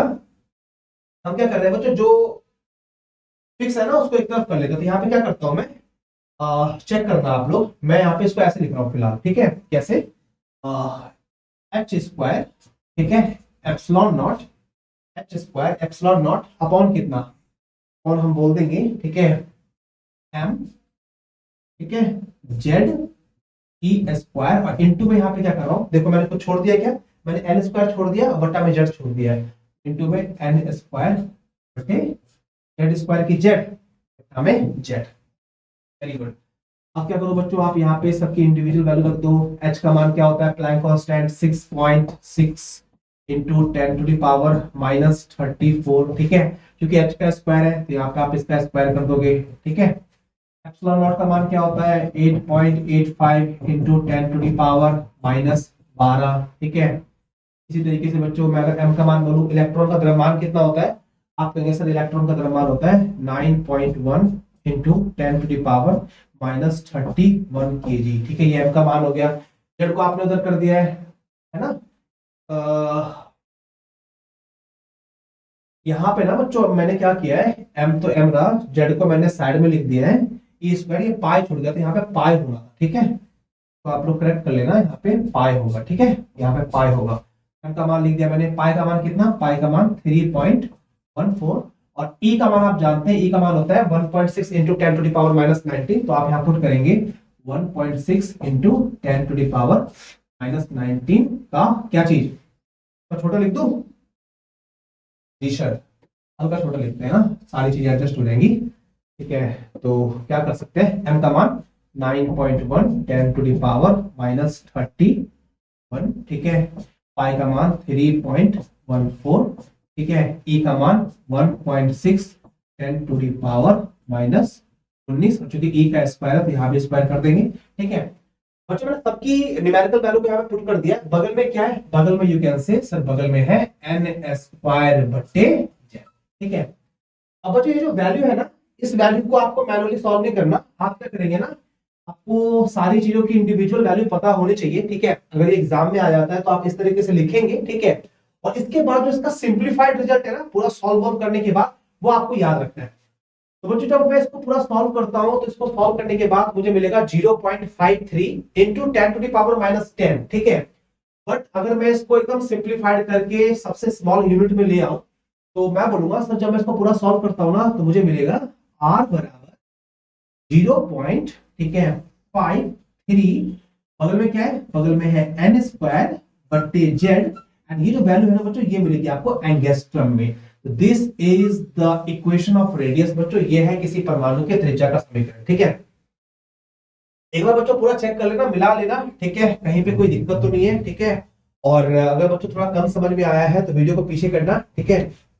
ऑनलाइन क्लास का ये तो फायदा होता है कि आप एक वीडियो को जितनी बार चाहे उतनी बार देख सकते हो, ठीक है। तो ये है बच्चों परमाणु की त्रिज्या का समीकरण, ठीक है, वेरी गुड। अब बच्चों यहाँ पे एक चीज देखना, मान लो कि ये तो एक नॉर्मलाइज फॉर्मूला है, ठीक है। जैसे फॉर एग्जांपल मैंने आपको कोई क्वेश्चन दिया, ठीक है, मैंने क्वेश्चन दिया कि है ना, मैंने आपसे क्वेश्चन पूछा कि हीलियम, ठीक है, हीलियम, हीलियम परमाणु के दूसरे कक्षा की त्रिज्या बताओ, ठीक है, हीलियम परमाणु के दूसरे कक्षा की त्रिज्या बताएं। आप कहेंगे सर त्रिज्या का फॉर्मूला भी आपने पढ़ाया है 0.53, ठीक है, into n square upon z, ये त्रिज्या का फॉर्मूला होता है। अब क्वेश्चन क्या था, हीलियम परमाणु के दूसरी कक्षा का त्रिज्या, तो जो सेकंड ऑर्बिट की त्रिज्या पूछी है, यानी यहाँ पे n बराबर आपको 2 लेना है, ठीक है, n बराबर 2 लेना है, और जो परमाणु है ना उसका एटॉमिक नंबर ऑफ कोर्स आपको पता होना चाहिए, तो आप जानते होंगे कि हीलियम का जो एटॉमिक नंबर जेड होता है वो 2 ही होता है, ठीक है। तो आप यहाँ पे क्या करेंगे 0.53, ठीक है, और हीलियम के सेकंड ऑर्बिट में ना n का मान 2, तो 2 का स्क्वायर 4, और हीलियम का बच्चों जेड भी 2 ही होता है, तो आप इसको सॉल्व कर देंगे, जो आएगा आपका आंसर हो जाएगा, ठीक है। जैसे मान लो कल को आपसे पूछता है कि सोडियम परमाणु में तीसरे कक्षा की त्रिज्या बताएं, है ना, तीसरे कक्षा की त्रिज्या, आपको पता है आर का फॉर्मूला क्या है, आर का फॉर्मूला है 0.53, ठीक है, क्या चीज, एन स्क्वायर अपॉन जेड, आप सॉल्व कर देंगे 0.53, है ना। कौन सी कक्षा का? हर ऑर्बिट की अपनी त्रिज्या होगी। आपसे बोला तीसरी कक्षा की n बराबर क्या पुट करेंगे? n बराबर 3, तो n का स्क्वायर है ना, 3 का स्क्वायर 9। और आपको पता है सोडियम का जो एटॉमिक नंबर होता है Z बराबर होता है वो 11 होता है। आप यहाँ पे 11 पुट करेंगे, सॉल्व आउट करेंगे, जो आएगा वो आंसर होगा। बट किसमें होगा बच्चों? एंगस्ट्रम में होगा, ये बात मत भूलना, ठीक है। तो उम्मीद करता हूं आपको त्रिज्या का जो फॉर्मूला है वो समझ में आ चुका है एंड ये आपको याद भी हो चुका है, ठीक है। अब बच्चों क्या करेंगे ना, हम एक नॉर्मलाइज फॉर्मूला निकालेंगे, ठीक है। और नॉर्मलाइज फॉर्मूला निकालने के बाद हम लोग क्या करेंगे, हाइड्रोजन के लिए स्पेसिफिक रिजल्ट को याद रखेंगे, ठीक है। जैसे मान लीजिए अगर मैं बोलता हाइड्रोजन के पहले कक्षा की त्रिज्या क्या होगी, तो आप बोलते सर हाइड्रोजन का Z1, बिल्कुल ठीक है। और पहले ऑर्बिट का n बराबर 1, यहाँ पे आप n बराबर 1 पुट करते तो एक का स्क्वायर एक ही होता, बटा में Z, हाइड्रोजन के लिए Z बराबर 1, 1/1 का कोई मतलब नहीं है, 1/1 एक ही होता। R बराबर क्या है? 0.53। इसका मतलब आपको याद रखना है कि हाइड्रोजन के पहले कक्षा की त्रिज्या कितनी होती है? 0.53 एंगस्ट्रम होती है। यहाँ पे आप नोट में इस बात को बच्चों मेंशन कर सकते हैं, ठीक है। क्या चीज? ठीक है, हाइड्रोजन एटम के प्रथम, ठीक है, कक्षा की हाइड्रोजन एटम के प्रथम कक्षा की त्रिज्या कितनी होती है बच्चों? 0.53 एंगस्ट्रम होती है, ठीक है। तो उम्मीद करता हूं बच्चों रेडियस जो था वो आपकी समझ में आ चुका है after completing part of radius, ठीक है। हमारा नेक्स्ट क्या बच्चों? रेडियस, ठीक है। V का मतलब वेलोसिटी, E का मतलब एनर्जी। तो रेडियस हमने कंप्लीट कर लिया है, चलते हैं हम लोग देखते हैं वेलोसिटी को, ठीक है। हाँ जी, तो नेक्स्ट बच्चों, ओ माय गॉड, हाँ जी, तो आपको करना है नंबर 2, ठीक है, इक्वेशन ऑफ वेलोसिटी, ठीक है। बच्चों वीडियो को पॉज करके आप पूरा नोट कर लेना, और नोट हो जाए तो इस वाले पार्ट पे आना। जिस बच्चे को हिंदी से प्यार है और जो हिंदी में लिखना चाहता है तो वो लिख सकता है इसको वेग का समीकरण, ठीक है। Let me check the size of video. Okay, सही है, ठीक है। हाँ जी, तो how can we establish the equation of velocity that we have to find out right now. Okay, उसी को हम करने वाले हैं। तो चलिए बच्चों करते हैं, ठीक है। कैसे कर सकते हैं, आप पीछे से थोड़ा हिंट ले सकते हैं। बच्चों ये जो इक्वेशन आपको दिखाई दे रहा है, ठीक है, कौन सा वाला, इसी को उठाते हैं। एमबीआर बराबर क्या? NH बटे 2 पाई, ठीक है। अगर मैं यहां से वेलोसिटी को पकड़ लूं, ठीक है, वेलोसिटी को पकड़ लूं, तो क्या एम आर को मैं बट्टा भेज सकता हूं? बिल्कुल भेज सकता हूं। मैं यहां बोल दूंगा कि सर वी नो, हम लोग जानते हैं, हम लोग क्या जानते हैं, हम लोग जानते हैं कि एम वी आर बराबर कितना? एन एच बटे 2 पाई, ठीक है। एम बी आर बराबर एन एच बटे 2 पाई, ठीक है। बट हमें तो बच्चों वेलोसिटी चाहिए, तो हम क्या करते हैं, वेलोसिटी वाला स्टेप पकड़ लेते हैं, जो भी बाकी की कहानी सबको बट्टा में करते हैं। ये हो जाएगा एन एच, ठीक है, 2 पाई तो पहले से था ही, ठीक है। इंटू में क्या कर देंगे बच्चों? इंटू में हम कर देंगे, ये एम है ना, एम को एम लिख देंगे, और ये जो आर वाली चीज है उसको यहाँ पे रख देंगे, ठीक है। Very good. अब क्या करेंगे बच्चों, ये तो हमने आराम से कर दिया। अब क्या करना, अभी जो आपने आर निकाला है ना, जो आपने आर का फॉर्मूला एस्टेब्लिश किया है, चाहे यहां से ले लो या फिर आप यहां से ले लो, आर का जो ये वाला मान है ना, इस मान को यहाँ पे हम पुट कर देते हैं। तो आप एक बार चेक कर लेना कि यार आर बराबर क्या है। V बराबर एन एच बटे 2 पाई इंटू एम आर। तो करना क्या, करना कुछ नहीं है, ये जो हमारा आर है ना, इस आर की जगह पे हम ये वाली चीज पुट करेंगे। क्या है? N square h square epsilon naught, ठीक है, बटा में एम पाई जेड का स्क्वायर। चलो पुट कर देते हैं हम लोग, है ना। क्या हो जाएगा, कह सकते हैं sir this term will return n h बटे क्या है 2 पाई एम। और बच्चों हम यहाँ पे आर की जगह पे क्या लिख सकते हैं? आर की जगह पे हम लिख सकते हैं एन स्क्वायर, ठीक है, स्क्वायर एप्सिलॉन नॉट। कुछ नहीं कर रहा बच्चों, मैं यहाँ पे जो मैंने आर का मान लिया है ना, ये जो आर का मान निकल के आया था, मैं वही पुट कर रहा हूँ। N square h square epsilon naught बटा में क्या, बटा में देख लो m z m pi z e का स्क्वायर। तो क्या करेंगे, है ना, बटा में एम पाई जेड ई का स्क्वायर, ठीक है, एम पाई जेड ई का स्क्वायर। ऑलराइट बच्चों, यहां तक करने के बाद कुछ नहीं किया, सब कुछ सिंपल था। आपने आर का मान पुट कर दिया। अब जो कटता है उसको काट दो। तो क्या काट सकते हैं बच्चों यहाँ पे आप, ठीक है, आप बोल देंगे सर यहाँ पे पाई से पाई कट जाएगा पहले तो, ठीक है, एम से एम कट जाएगा, राइट, ये एन से स्क्वायर कट जाएगा, इस एच से स्क्वायर कट जाएगा, और देखो कुछ कटता है क्या, ठीक, और कुछ नहीं कटेगा, है ना। चलिए वेरी नाइस। आप कह देंगे सर हम इसको अगर आप आगे बढ़ाते हैं तो हमें मिलेगा भी बराबर, ठीक है, भी बराबर, ऊपर बच्चों सब कुछ कट चुका है, एन भी कट चुका है, एच भी कट चुका है, बट क्या आपको दिखाई दे रहा है यहाँ पे जो जेड स्क्वायर है ना, इसको आप जब घुमाएंगे तो ऊपर चला जाएगा, तो जेड स्क्वायर को ऊपर में लिख दो आप, ये रहा अपना जेड स्क्वायर, ठीक है, ऑल अपॉन, ठीक है, जेड स्क्वायर ऑल अपॉन क्या बच्चों, यहाँ से 2, ठीक है, एक सेकेंड बच्चों, ठीक है, हाँ सही है, सब कुछ सही है, यहाँ से 2, ठीक है, पाई जा चुका है, एम कट चुका है, यहाँ से बच्चा बच्चों अपना एन, ठीक है, उसके बाद H and what is this is epsilon naught, ठीक है। अब बच्चों ये तो अपना भी का एक नॉर्मल फॉर्मूला हो गया, ठीक है। अगर आप इस फॉर्मूला को ध्यान से देखो तो आप यहाँ पाएंगे कि दो चीजों को छोड़ करके बाकी सारी की सारी चीजें कांस्टेंट है। कैसे, जेड का मान अलग अलग एटम के लिए अलग अलग होता है, ठीक है, लेकिन ई का जो मान है वो तो फिक्स है, 1.6 इंटू 10⁻⁻19, है ना। दो तो एक संख्या है तो फिक्स ही है बच्चों। एन, एन का मतलब हो जाएगा आप किस ऑर्बिट की बात कर रहे हो, पहले ऑर्बिट के लिए एन बराबर 1, दूसरे ऑर्बिट के लिए एन बराबर 2, तीसरे ऑर्बिट के लिए एन बराबर 3, ठीक है। एन का भी जो मान है ना वो डिपेंड करेगा कि आप किस ऑर्बिट की बात कर रहे हो, ठीक है। But h is a Planck constant, again fix है। एप्सिलॉन 0 परमिटिविटी ऑफ वैक्यूम, तो ये भी जो है ना ये भी फिक्स है। तो जो फिक्स है ना उसको आप उसकी वैल्यू को पुट करके सिंप्लीफाइड रिजल्ट देख सकते हो। फिलहाल मैं ऐसे लिख सकता हूं शायद, ये रहा सर ई स्क्वायर बट्टा में 2 एच एप्सिलॉन नॉट, और इनटू में क्या रहेगा बच्चों, इनटू में रहेगा जेड बट्टे क्या चीज, क्या समझ में आ रहा है ना, वेरी नाइस। ये कर दिया बच्चों, है ना। इसके बाद क्या करो, जो वैल्यूज आप जानते हो उस वैल्यूज को पुट कर दो यहाँ पे। आप बोल देंगे सर v बराबर e का मान कितना 1.6 10⁻⁻19, क्योंकि e का स्क्वायर है तो यहाँ पे आप होल स्क्वायर कर दो, है ना। बट्टा में क्या, बट्टा में 2, h का मान क्या होता है आपको पता है 6.6, बच्चा एग्जैक्टली होता है 6.625, बट चलो एक पॉइंट के बाद एक डिजिट का ज्यादा इंपॉर्टेंस होता तो मैंने वैसे लिख दिया 6.6 इंटू 10⁻⁻34। h का स्क्वायर नहीं है बच्चों, इस बार फॉलो फॉलो में स्क्वायर मत लगा देना।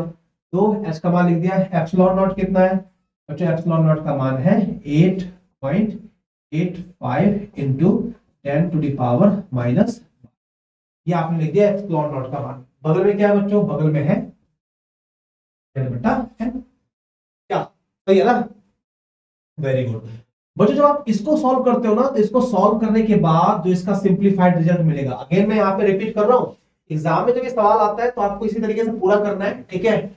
और पूरा करने के बाद जब आप यहाँ पे पहुंच जाओ तो इसको आप मैनुअली मत सॉल्व करना, इसका जो सिंप्लीफाइड रिजल्ट है ना उसको आप याद रखना, जैसे मुझे याद है, राइट। तो आपको याद रखना है बच्चों इसके बाद कि व्हेन यू सॉल्व इट, आप जब इसको सॉल्व करते हो तो आपको मिलेगा 2 पॉइंट, ठीक है, 18।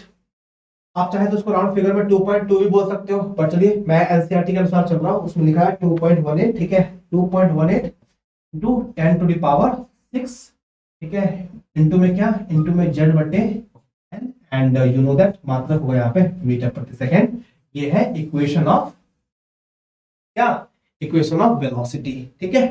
बच्चों को मिला लेंगे आप लोग, समझ में प्रॉपर्ली आ रहा है कि नहीं, ठीक है जी। वेरी नाइस बच्चों, ठीक है, आई होप आपने देख लिया होगा, ठीक है बच्चों। This is the normalised formula of velocity, ठीक है। अब आपको पता है कि अगर यहां से आपको सवाल मिलते हैं कि लेट्स से एल्युमिनियम के सेकंड ऑर्बिट में जो इलेक्ट्रॉन है उसकी वेलोसिटी आप बताओ, इस फॉर्मूला को लगा देंगे। एल्युमिनियम के लिए जेड बराबर 13 आप जानते होंगे, तो ऐसे पुट करेंगे सब कुछ, जेड का मान 13 और जिस ऑर्बिट में सेकंड ऑर्बिट में एन का मान 2, पूरा सॉल्व करना बच्चों, जो आएगा वो हमारा आंसर हो जाएगा, ठीक है। तो ये है बच्चों वेलोसिटी का फॉर्मूला। इसके बाद आप क्या कर सकते हैं, इसके बाद आपको पता है जैसे हमने हाइड्रोजन के लिए रिजल्ट को याद रखा कि हाइड्रोजन परमाणु के पहले कक्षा की त्रिज्या कितनी होती है 0.53 एंगस्ट्रॉम, ऐसे आपको याद रखना है यहाँ पे कि हाइड्रोजन परमाणु के पहले कक्षा में जो इलेक्ट्रॉन है उसकी वेलोसिटी क्या होगी। आपको पता है हाइड्रोजन के लिए जेड बराबर 1, पहले कक्षा की बात कर रहे हो एन बराबर 1, तो 1/1 का कोई मतलब नहीं है, खत्म, तो आपके पास यही रह जाएगा। तो यहाँ पे आप नोट में याद रखेंगे कौन सी बात बच्चों, तो याद रखनी है हाइड्रोजन H2 एटम, ठीक है। हाइड्रोजन की एटॉमिसिटी बच्चों क्या होती है? आई थिंक H2 ही होती है ना, ठीक है। H2 एटम के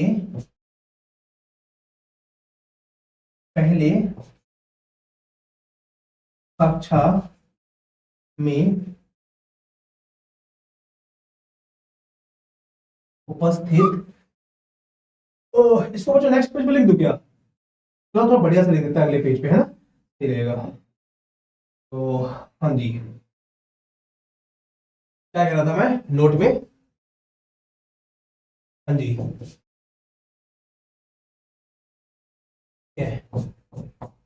H एटम के पहले कक्षा में इलेक्ट्रॉन का वेग कितना होता है बच्चों? अभी देखा आपने 2.18 है ना, राउंड फिगर में 2.2 बोल देता हूं, ठीक है, चलेगा, कोई दिक्कत नहीं है। 10⁻6 मीटर प्रति सेकेंड, ठीक है। ओके बच्चों, तो यहां से हमने दो चीजों को कंप्लीट कर लिया है। हमने पढ़ लिया है इक्वेशन ऑफ रेडियस, ठीक है। हमने पढ़ लिया है इक्वेशन ऑफ वेलोसिटी, ठीक है। ऑल राइट, वेरी गुड बच्चों, let's take the next thing. और आपको पता है कि हमने कहा था कि तीन चीजें हम यहाँ पे डिस्कस करेंगे। हमने बच्चों रेडियस कर लिया, त्रिज्या कर लिया हमने, ठीक है। हमने वेलोसिटी को कर लिया है, we have discussed these two things. अब बच्चों हम लोग करते हैं इक्वेशन ऑफ एनर्जी के बारे में, ठीक है। बच्चों भी मैं पढ़ा रहा हूं ना, तो मेरे को ऐसा लग रहा है कि, ठीक है, कैसा लग रहा है मुझे? आपको लग रहा होगा सब कुछ सही लग रहा है? Very good. थोड़ा सा बच्चों दिमाग कनेक्ट नहीं हो पा रहा, मैं ये बोलना चाहता था, बट चलो, क्लास को नेक्स्ट डे की ओर ले जाने से बेहतर है कि अभी थोड़ा तमीज में पढ़ लेते हैं, ठीक है। चीजें सारी समाप्त हो जाएंगी, है ना। तो रेडियस हो गया, वेलोसिटी हो गया, हम लोग करते हैं एनर्जी के बारे में, ठीक है। तो हमने बच्चों अब तक क्या क्या पढ़ लिया? हमने नील्स बोर के मॉडल के सारे पोस्टुलेट को पढ़ा, ठीक है, जो कि 3 स्लाइड में है। उसके बाद हम लोगों ने यहाँ पे समझा था, ठीक है, हम लोगों ने रेडियस का इक्वेशन किया, ठीक है। हमने देखा कि रेडियस का ये इक्वेशन होता है हाइड्रोजन परमाणु के पहले कक्षा में त्रिज्या होती है 0.53 एंगस्ट्रॉम, ठीक है। हमने इक्वेशन ऑफ वेलोसिटी किया, जहां पे हमने देखा कि this is the equation of velocity. और हाइड्रोजन परमाणु के प्रथम कक्षा में जो इलेक्ट्रॉन होते हैं का ये वेग होता है, ठीक है। चलो, very good, let's move to the next.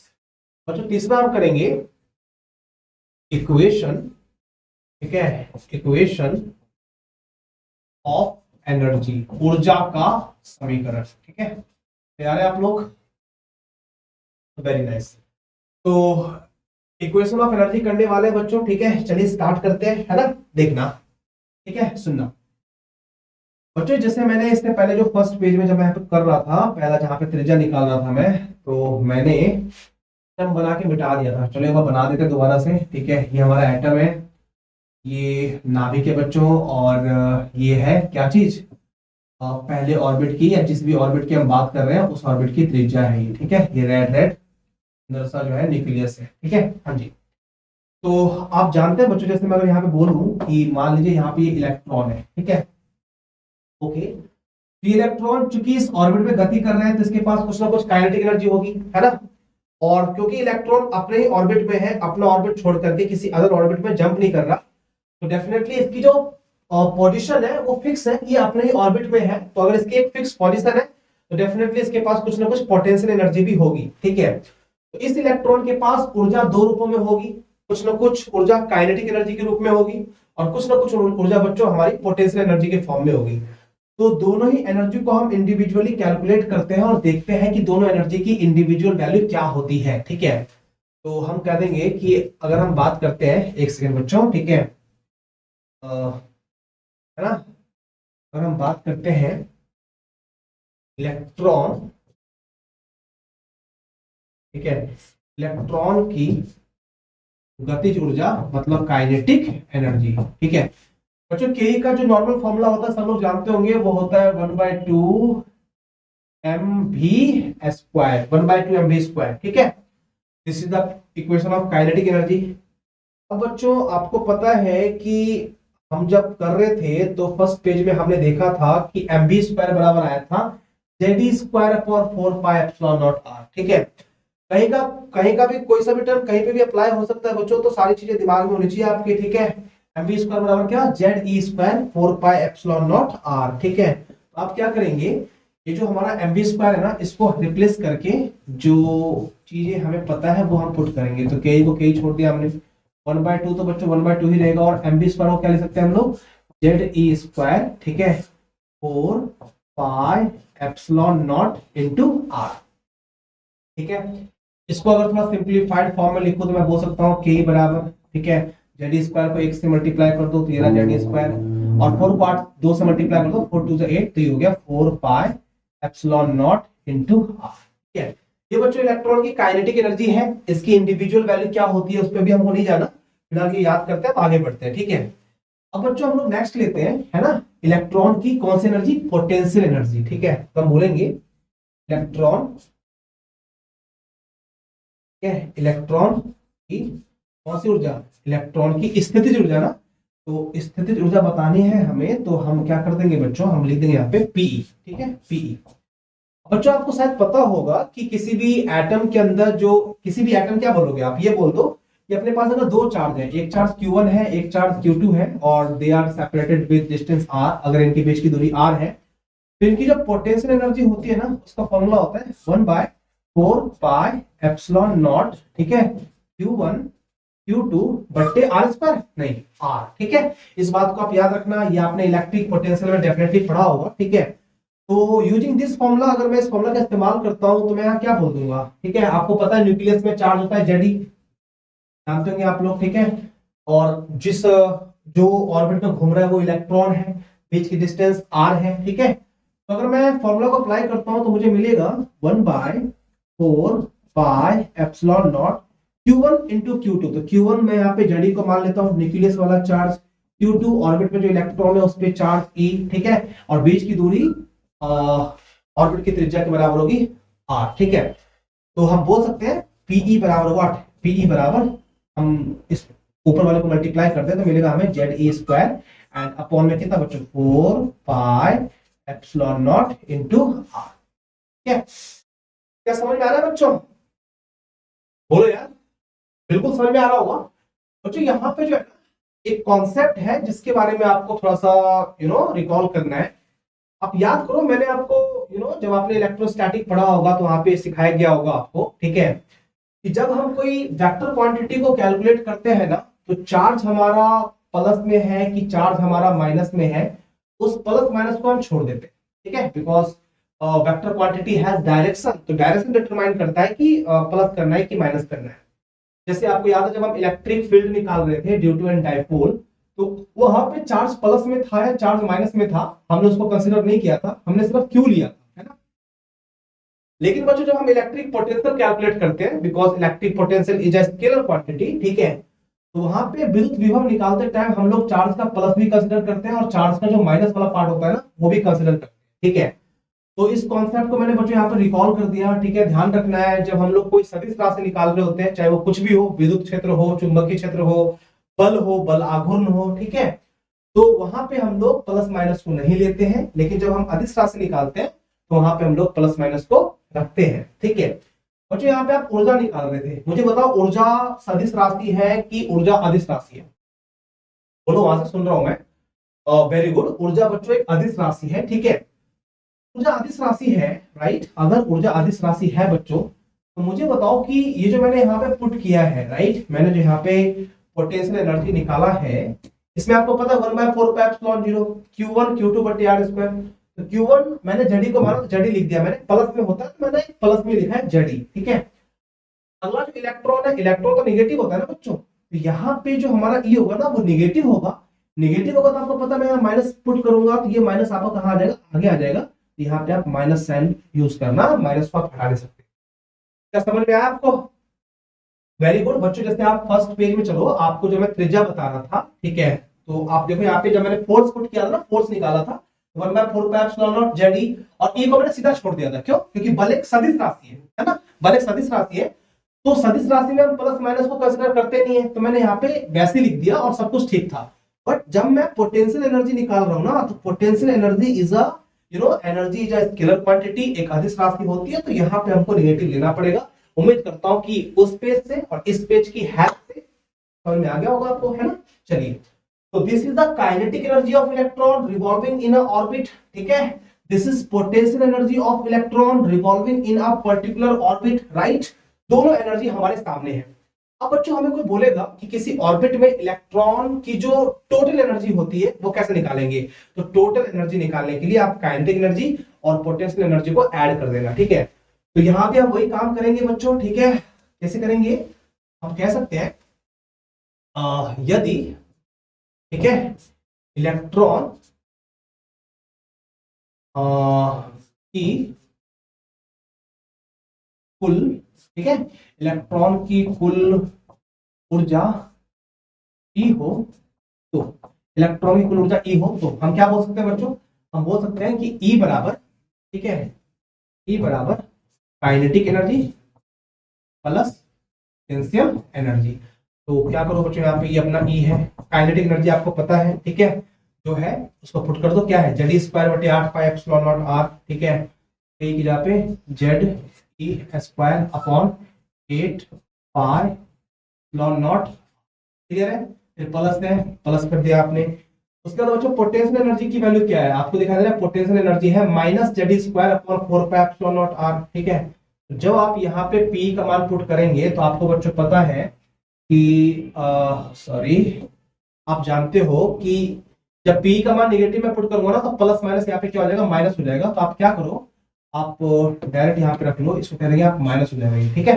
कैसे होगा आप समझ पा रहे होंगे, है ना। पी का जब मैं मान पुट करूंगा तो वो माइनस में आएगा, तो प्लस माइनस माइनस हो जाएगा, है ना। और पी है क्या, माइनस में, तो माइनस को हमने वहां पे कर दिया। Z square upon 4 pi epsilon naught r, this is z E square upon कितना, 4 पाई एप्सिलॉन नॉट, ठीक है।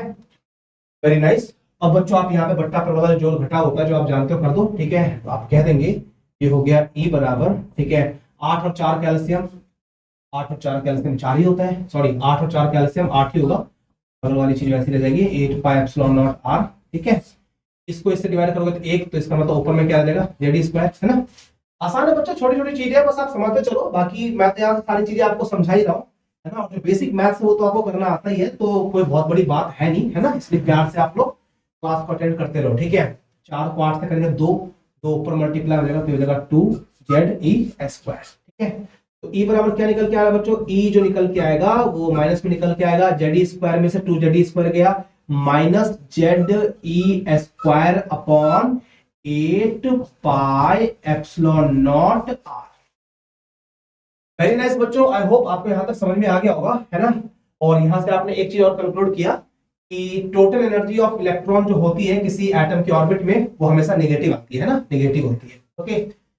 इसको बच्चों मैं थोड़ा सा और ले चलूं प्रॉपर फॉर्मेट की ओर, तो मैं क्या करूंगा, मैं यहाँ पे जो हमारा आर का फॉर्मूला था ना, हमारा जो आर का फॉर्मूला था, उस आर के फॉर्मूला को, जो हमारा आर दिखाई दे रहा है, n square h square epsilon naught m pi z square, इसको बच्चों मैं वहां पे पुट कर दूंगा, ठीक है।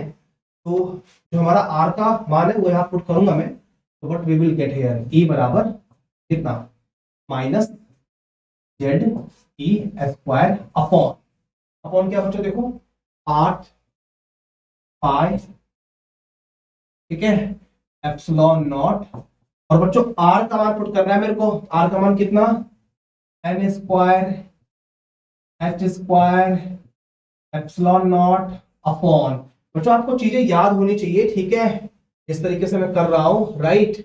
आपको पता है कि आर का जो मान है वो है n square h square epsilon naught upon m pi z square, ठीक है, एम पाई जेड स्क्वायर। यहाँ पे आप क्या बोल देंगे, नीचे एम पाई जेड ई स्क्वायर, ठीक है।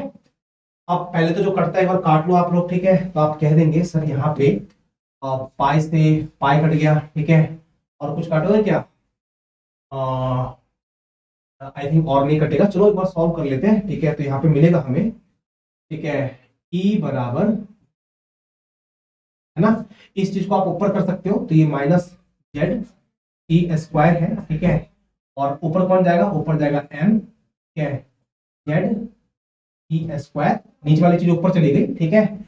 और बट्टा में क्या रह जाएगा बच्चों, बट्टा में रह जाएगा 8, ठीक है, एन स्क्वायर एच स्क्वायर, और एप्सिलॉन एप्सिलॉन क्या, एप्सिलॉन एप्सिलॉन एप्सिलॉन नॉट का स्क्वायर, ठीक है। हाँ जी, कुछ कटेगा देखो, आई डोंट थिंक कुछ कटने वाला है, ठीक है। थोड़ा सा और इसको सिंपलीफाइड फॉर्म में लिखोगे तो आप लिख दोगे, ठीक है, माइनस जेड जेड क्या हो जाएगा, जेड स्क्वायर, और बच्चों ई स्क्वायर ई पावर 4, ठीक है, इनटू में क्या चीज, इनटू में एम, और बट्टा में बच्चों क्या, बट्टा में 8 एन स्क्वायर, ठीक है, एच स्क्वायर एप्सिलॉन नॉट का स्क्वायर। बच्चों ये जो दिखाई दे रहा है ना, ये है ऊर्जा का समीकरण, ठीक है, किसी परमाणु के किसी कक्षा में उपस्थित इलेक्ट्रॉन की कुल ऊर्जा का समीकरण, ठीक है। आई होप आपको दिखाई दे रहा होगा, ठीक है। मिला लो बच्चों एक बार, आई थिंक सारी चीजें क्लियर है ना। हाँ जी, अब बच्चों क्या करना, आप देखो यहाँ पे जेड स्क्वायर, अगेन जेड का मान अलग अलग ऑर्बिट के लिए अलग अलग होगा, ठीक है। तो जेड और एन को छोड़ के अगर मैं चेक करता हूं तो सारी चीजें शायद फिक्स है। ई का मान फिक्स है 1.6 into 10 to the power minus 19, m is mass on electron fix है, ठीक है। 8 एक संख्या है, h is Planck constant, and e epsilon naught fix है। अब क्या करो, जो भी फिक्स है ना उन सारी फिक्स वैल्यूज को पुट करो, एंड जो एक सिंपलीफाइड रिजल्ट होता है वो जानने की कोशिश करो आप, ठीक है। तो आप यहाँ क्या बोल सकते हैं कि बाद वाली चीज है ना बच्चों, उसको मैं नेक्स्ट पेज में लेके जा रहा हूँ। और ई बराबर क्या, ई बराबर देखते रहना बच्चों आप लोग, ठीक है। जेड स्क्वायर और एन स्क्वायर को उधर कर देंगे तो आप ऐसे बोल सकते हैं क्या, ई पे पावर 4 एम अपॉन, ठीक है, ई पे पावर 4 एम अपॉन, ठीक है, 8 एच स्क्वायर एप्सिलॉन नॉट का स्क्वायर, ठीक है, और 8 एच स्क्वायर एप्सिलॉन नॉट का स्क्वायर, ठीक है, इनटू में जेड स्क्वायर पर power z square upon n square, बच्चों ये चीजें होंगी माइनस में, आपको पता है, ठीक है। इसी चीज को बच्चों मैंने थोड़ा सा एक फॉर्मेट में लिख दिया, कोई बड़ी बात है नहीं। अब इनकी वैल्यूज डाल दो आप बोल देंगे सर ई बराबर, ठीक है, माइनस ई की value 1.6 10 to the power minus 19 power 4 है, तो आप यहाँ पे 4 कर दो, ठीक है। एम की वैल्यू क्या है 9.1 10 to the power minus 31 electron पे आवेश जानते होंगे आप लोग, ठीक है। अपॉन में मैं बोलूं तो ये 8 है, एच की value 6.6 into 10 to the power minus 34 34, ठीक है, इसका स्क्वायर है तो स्क्वायर कर दो आप लोग, ठीक है। नॉट 8.85, ठीक है, 10 to the power minus 12 square में है तो आप इसको स्क्वायर में कर दो। और बगल में क्या है बच्चों, बगल में है जेड स्क्वायर बटे n square and whole term is in negative, ठीक है, ठीक है। बच्चों एज यू नो, जैसा कि हम लोग अभी तक करते आ रहे हैं, अब इसका जो सिंपलीफाइड रिजल्ट है वो ये नहीं कि आप इसको मैनुअली सॉल्व करने लग जाओ, इसका भी सिंपलीफाइड रिजल्ट आपको याद होना चाहिए। तो बच्चों इसको सॉल्व करने के बाद ना, आप इसको सॉल्व करोगे तो चीजें आपको पूरा सॉल्व करने के बाद जूल में मिलेगा, बट मैं इसको इलेक्ट्रॉन वोल्ट में कन्वर्ट करने के बाद जो रिजल्ट आएगा ना उसमें लिखूंगा, ठीक है। तो इसको पूरा सॉल्व करने के बाद हमें मिलेगा E इज इक्वल टू, ठीक है, माइनस 13.6, बगल में क्या है z square upon n square, and unit हम यहाँ पे ले रहे हैं बच्चों इलेक्ट्रॉन वोल्ट, ठीक है। So this is the equation of energy of electron in a orbit of any atom, ठीक है। I hope बच्चों यहां तक आपको समझ में आ गया होगा, है ना। अब बच्चों आपको पता है जैसे कि हमने यहाँ पे 3 नॉर्मलाइज्ड रिजल्ट निकाला, जैसे मैं बोलूंगा कि राइट, जैसे अगर मैं आपसे पूछता हूं कि त्रिज्या का क्या इक्वेशन है, तो आप कहेंगे सर त्रिज्या की जो इक्वेशन है ना वो ये है ना, रेडियस का इक्वेशन 0.53, ठीक है, एन स्क्वायर अपॉन जेड, और जो भी चीज है वो एंगस्ट्रॉम में है, ठीक है। हाइड्रोजन परमाणु के पहले कक्षा की त्रिज्या कितनी होती है बच्चों, होती है 0.53 एंगस्ट्रॉम, ठीक है। अगर मैं आपसे पूछता हूं कि वेलोसिटी का क्या इक्वेशन है, तो आप बोलेंगे सर वेलोसिटी की वैल्यू, अगर हम नॉर्मल रिजल्ट की बात करते हैं 2.18 into 10 to the power 6 z बटे एन, ठीक है। बट अगर आप बोलते हो स्पेसिफिक हाइड्रोजन परमाणु के लिए, तो हाइड्रोजन परमाणु के पहले कक्षा में इलेक्ट्रॉन का वेग 2.18 था ना, राउंड फिगर में उसको मैंने 2.2 लिख दिया है, 2.2 into 10 to the power 6 metre प्रति सेकंड। बच्चों अगर हम बोलते हैं इलेक्ट्रॉन ये एनर्जी का इक्वेशन, तो बेटा एनर्जी का इक्वेशन तो ये होता है, ठीक है, ये होता है। लेकिन अगर आपसे बोलेगा हाइड्रोजन परमाणु के पहले कक्षा में इलेक्ट्रॉन की ऊर्जा, आपको पता है हाइड्रोजन के लिए Z बराबर 1, पहले कक्षा का मतलब N बराबर 1, तो एक एक को सॉल्व करेंगे तो कोई मतलब है नहीं, मतलब यही रह जाएगा। आपको क्या याद रखना है नोट में, आपको नोट में याद रखना है, ठीक है, H एटम में, ठीक है, H एटम में, H, एक सेकंड बच्चों, हाँ, H एटम के पहले कक्षा में उपस्थित इलेक्ट्रॉन की ऊर्जा क्या बोल देंगे बच्चों आप लोग बोल देंगे -13.6 इलेक्ट्रॉन वोल्ट, ठीक है। तो बच्चों इसको मिला लेना, आई थिंक क्लास की जो लेंथ है वो काफी ज्यादा हो रही है, ठीक है, तो फिलहाल हम लोग इतना ही रखते हैं। मैंने 3 चीजों को यहाँ पे बोर्ड पे लिया था, रेडियस, वेलोसिटी, एनर्जी, ठीक है। उसके बाद कुछ चीजें और है, फॉर एग्जांपल रिडबर्ग कांस्टेंट के बारे में हम बात करेंगे। हम लोग बात करेंगे कि अगर कोई इलेक्ट्रॉन एक ऑर्बिट से दूसरे ऑर्बिट में जंप करता है तो उसको कितनी एनर्जी मिलेगी, या दो ऑर्बिट के बीच का जो एनर्जी गैप होता है वो कितना होता है, वेव नंबर कितना होता है, ठीक है। तो उसको डिस्कस करेंगे बच्चों हम लोग नेक्स्ट क्लास में, ठीक है। जितनी भी चीजें आपने पढ़ी है आई होप आपको सबको समझ में आया होगा, ठीक है। थोड़ा सा मेरा दिमाग, मेरे को ऐसा लग रहा था कि हल्का ऑफ ऑफ फील कर रहा था मैं, ठीक है, बट कोई नहीं बच्चों, मैंने काफी दिल से पढ़ाया है आपको, आप दिल से लेक्चर को अटेंड करना, और जितनी चीजें मैंने यहाँ से आपको समझाई है अच्छे से समझना, इसको रिवाइज करना, और क्लास के एंडिंग के बाद थोड़ी मेहनत करना, और ये चीज बच्चों सुनिश्चित करना कि जो मैंने बता दिया वो आपको अच्छे से आ गया, और कोई भी आपसे पूछता है तो आप कॉन्फिडेंटली आंसर कर सकते हैं, ठीक है। तो this is the first page, second, third, this is that area जहां पे हमने चीजों को समझा था, ठीक है। और ये रेडियस का इक्वेशन, ठीक है। उसके बाद ये वेलोसिटी की value in particular hydrogen atom, energy, right, energy का इक्वेशन, और हाइड्रोजन परमाणु में चीजें आपको दिखाई दे रही है, ठीक है। तो थैंक यू सो मच बच्चों, क्लास को यहीं पे वाइंड अप करते हैं, ठीक है। मिलेंगे अगली वीडियो में, अगली क्लास में, तब तक के लिए thank you so much, bye bye.